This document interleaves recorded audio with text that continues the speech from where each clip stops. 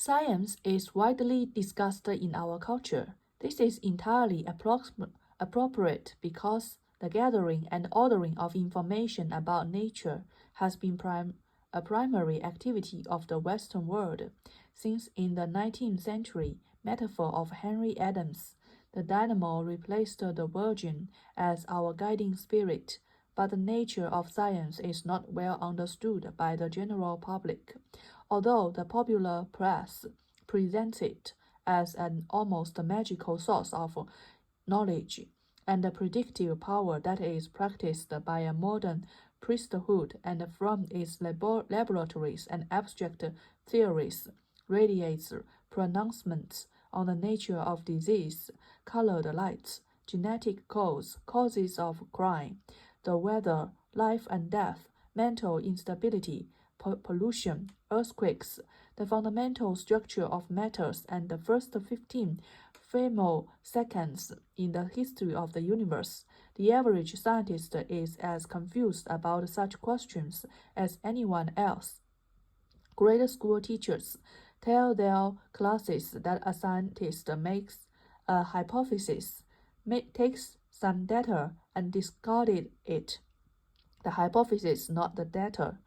If it doesn't fit, members of Congress are concerned about scientific miscreants who record false measurements, steal ideas, put their names on paper that they don't understand, and harass their subordinates.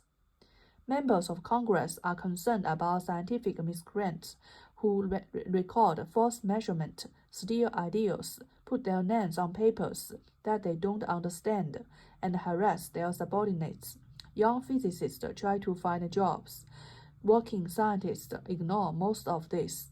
They are far too busy writing the next paper and seeking financial support for their graduate students and the laboratory animals.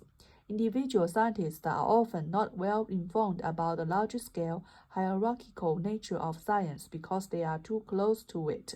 To become a competent scientist, after all, is hard work. In order to be successful, it is necessary to specialize in a branch of science. In so, a sense, there is no such thing as a scientist. These are only biochemistry or ethnologists, atomic physicists or chemists, electrophysiologists or psychologists. This division of intellectual labor works well in branches that can be treated as isolated nests of theory and experiment, but many questions are too broad for a single branch of science. Examples of such broader questions include